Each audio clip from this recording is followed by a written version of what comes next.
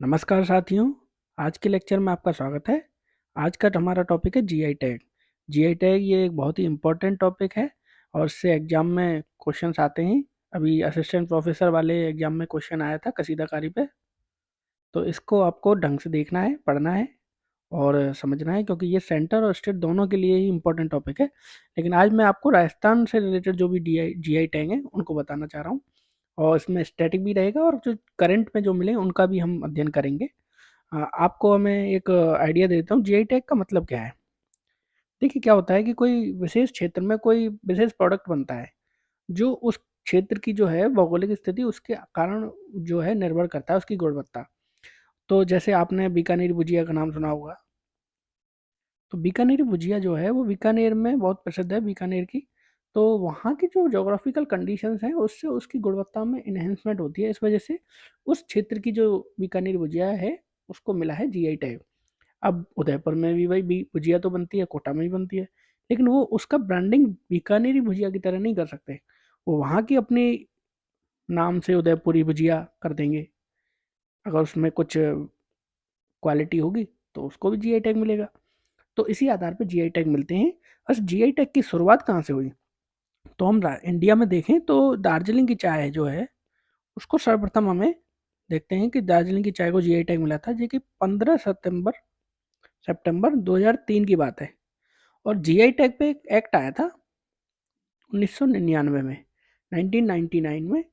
तो ये जो है इससे हमारे यहाँ फोर्स में आया, और इसका संबंध डब्ल्यूटीओ से भी है, जो कि ट्रिप्स इसमें एक एग्रीमेंट हुआ है। डब्ल्यूटीओ सदस्य जो वर्ल्ड ट्रेड ऑर्गेनाइजेशन है उसके तहत ये जीआई टैग आता है। इसमें कॉपीराइट भी आता है, कई एग्रीमेंट हैं तो वो ट्रिप्स के अंदर ही आते हैं। कॉपीराइट जैसे कि गाने के लिए होता है, इसके लिए होता है, कोई भी मूवी के लिए होता है। तो इसी प्रकार जीआई टैग भी कुछ प्रोडक्ट के लिए मिलता है, ये विशेष क्षेत्र के लिए।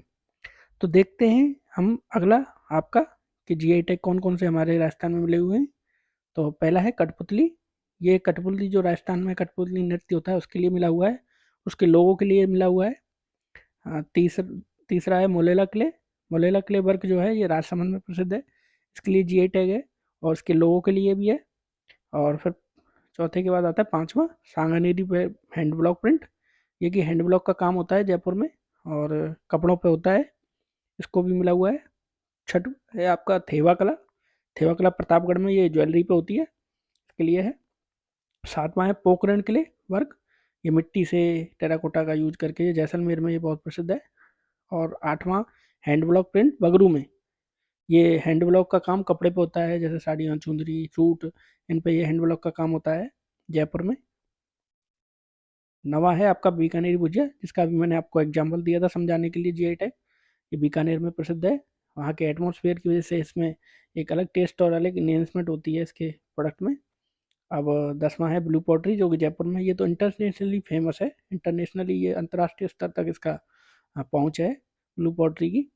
इसके लोगों को भी मिला हुआ है जीआई टैग, जयपुर में ही ये। 12वें नंबर पे है मकराना मार्बल।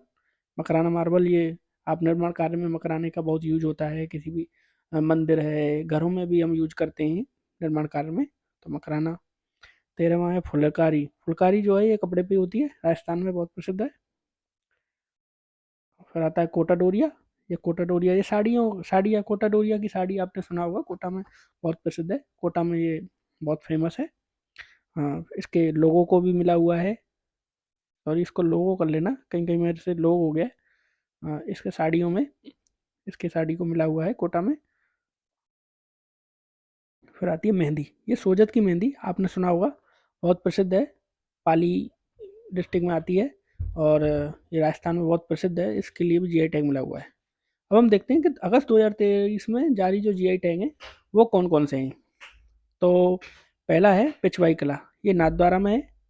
तो इसमें क्या होता है, जो श्री कृष्ण की जो कहानियाँ हैं, जो उनकी जो कलाएं जो हैं उनके बारे में कपड़े पे उकेरा जाता है। ये नाथद्वारा में ये प्रसिद्ध है। और दूसरे नंबर पे आती है आपकी जोधपुरी बंदेज, क्योंकि जोधपुर की बहुत प्रसिद्ध कला है, ये कपड़े की कला है। जोधपुरी साड़ियाँ, बंदेज की साड़ियाँ आपने सुना होगा नाम। तीसरे पे आता है कोफ्तगारी। ये उदयपुर में है, ये हथियारों पे जो अशस्त्र अस्त्र होते हैं उनके ऊपर उकेरी जाती है, ढाल पे, भाले पे और खंजर पे, इन पे सब पे उकेरी जाती है। उदयपुर में बहुत फेमस है।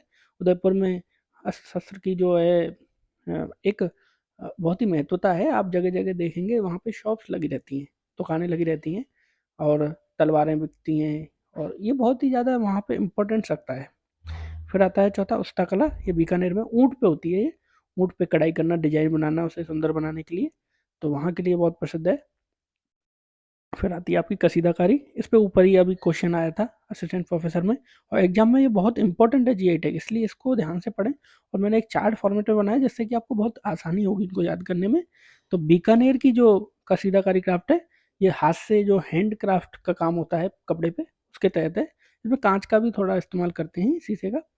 तो इसका इसी साथ हम देखते हैं कि हमारा लेक्चर समाप्त हुआ।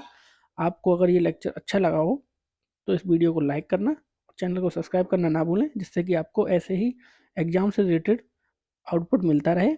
और पशु परिचारक की अभी एग्ज़ाम होने वाली है, उसके फॉर्म चालू हो गए हैं, उसको फॉर्म को अच्छे से फिल करें, और हम उसके ऊपर भी कुछ कंटेंट लेके आएंगे। तो इसी के तहत ये जीआई टैग्स लाए हुए हैं, इसको आप पढ़ेंगे तो एग्ज़ाम में आप देखेंगे कि एग्ज़ाम में क्वेश्चन पूछते ही हैं तो इससे बाहर नहीं जाएगा।